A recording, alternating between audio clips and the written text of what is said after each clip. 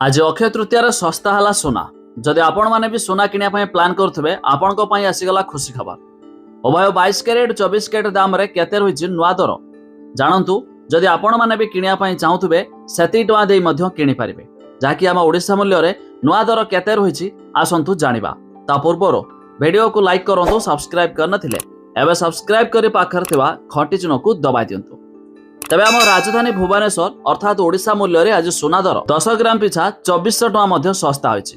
तबे नुआ दर जानतु, जाकी शुद्ध सोना 24 कैरेट दाम रे 10 ग्राम प्रति 85,260 टका रहिथिया बेले 22 कैरेट दाम रे 10 ग्राम प्रति 83,450 टका देखिबा को मिलिछि। सेहिपरि MCX अर्थात मुंबई रो मल्टी कमोडिटी एक्सचेंज रे आज भी मध्य सोना दाम रे 3400 टका सस्ता होइछि 10 ग्राम प्रति।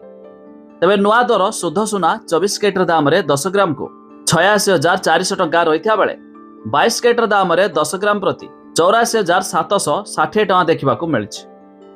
सेहिपरि दिल्ली रो सरफा बाजार रे आज मध्य सोना दाम रे आंशिक मात्रा रे ह्रास घटिछि। तबे शुद्ध सोना 24 कैरेट दाम रे 10 ग्राम प्रति 86,780 टका रहिथिया बेले 22 कैरेट दाम रे 10 ग्राम प्रति 84,260 टका देखिबा को मिलिछि।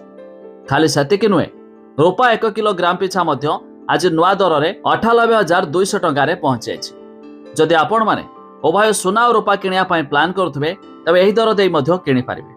हेले एक कथा भी जानि रखंतु, विशेषज्ञ माने एहा मध्य सूचना देउछंती कि 2025 सुधा 1 लाख मध्य पार करि जिवो सोना दर। तबे आपण माने केउ जिल्लारू वीडियो देखुचंती ता निहाती कमेंट करी जणाइ देबे।